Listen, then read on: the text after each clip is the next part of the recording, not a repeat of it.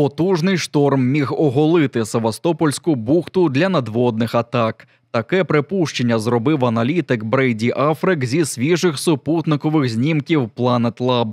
Росіяни розміщували бонові загородження при вході до Севастопольської бухти, одного з місць базування Чорноморського флоту, остерігаючись нових атак українських безекіпажних човнів. У Збройних силах України це не коментували, як і спостереження іншого дослідника за відкритими джерелами Брайана, який припустив, що рекордний за останні десятиліття шторм пошкодив бонові загородження біля Керченського мосту.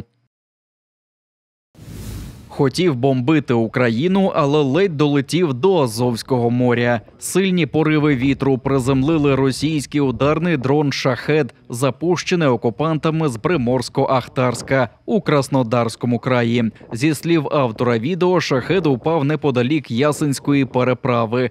Нагадаю, у ніч проти середи українські сили протиповітряної оборони збили 21 подібний безпілотник та 2 ракети Х-59. Виправдовувала російське вторгнення та вихваляла окупантів. До 11 років ув'язнення поки що заочно засуджено так звану російську сенаторку від окупованого Криму Ольгу Ковітіді. За даними прокуратури Автономії, окупаційна чиновниця у своїх виступах підтримувала вчинення росіянами воєнних злочинів та злочинів проти людяності на українській території. Та привселюдно дякувала загарбникам, називаючи їх визволителями. Відома Ковітіді спекуляціями на українських дітях, незаконно вивезених з окупованого Мелітополя до Криму, а також закликами виховувати з юних українців майбутніх росіян, зокрема так званим патріотичним вихованням. Основным заданием, домашним заданием для всех нас, политиков, законодателей, всех взрослых людей, является направление, которое является чрезвычайно важным, самым социально значимым. Это повышение авторитета Родины, Отечества, семьи, родителей, власти. До окупації Ольга Ковітіді була депутаткою Верховної Ради Криму. Під час масштабного мітингу «За єдність України» 26 лютого 2014 року вона з-під стін парламенту клялася у вірності Україні. Мы, парламентарии Крыма, должны услышать голос крымчан. Мы сегодня за единство автономии в составе Украины. Мы сегодня за то, чтобы в Крыму был мир, чтобы никто не мог ввести свои войска.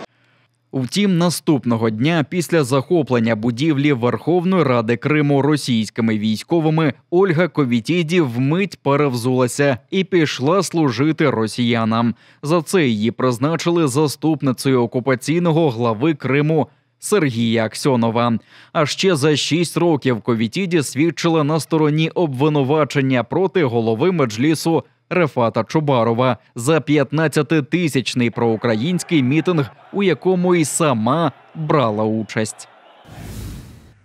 16 років колонії суворого режиму за буцімто передачу українським спецслужбам російських державних таємниць. Окупаційний Верховний суд Криму визнав жителя Ялти державним зрадником. Як виявилося, це Юрій Ломенко, який до окупації Криму очолював адміністрацію Сімеїза. Окупанти вирішили, що бранець у 2017 і 2018 роках зберігав і передавав таємні відомості про окупаційних співробітників ФСБ. Нібито після окупації Криму у 2014 році Ломенко переїхав до Ялти, де, за деякими даними, очолив організацію «Українці Ялти». Вже у 2019-му він став депутатом окупаційної Ялтинської міської ради від партії «Єдина Росія». Але і в той час буцімто очолював проукраїнську організацію, поки у листопаді 2021 року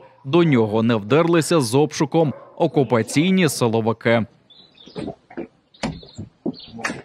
Нагадаю, минулого тижня окупанти відзвітували про затримання жителя Феодосії, який нібито переправляв українським військовим авіаційні запчастини російського виробництва. Окупанти готуються відзначати 10-ті роковини окупації Криму. Фейковий парламент півострова навіть запровадив ювілейну медаль, яку планують вручати у березні наступного року. Відзнаку з рук російських посіпак отримають росіяни, іноземці та люди без громадянства, каже окупаційний спікер так званої Державної ради Криму Володимир Константінов. Відзначати хоче дослівно за мужність, відвагу і героїзм під час проведення організованого російськими окупантами фейкового референдуму, себто російських військових і спецслужбістів, зрадників і підконтрольних окупантам бойовиків, які причетні до нападів, викрадень і убивств українців і кримців, незгодних з окупацією Криму. Кримсько-татарську співачку Джамалу заочно взяли під варту рішенням Московського суду. За повідомленням офіційних пропагандистів ТАСС, артистку звинувачують у нібито розповсюдженні фейків про російські збройні сили. Вочевидь, через засудження окупації Криму та воєнних злочинів, скоєних російськими окупантами. 20 листопада стало відомо, що Міністерство внутрішніх справ Росії оголосило Сусанну Джамаладінову у розшук, а за непідтвердженими даними співачці заборонено в'їзд до Росії на 50 років. Ми не знаємо, що просто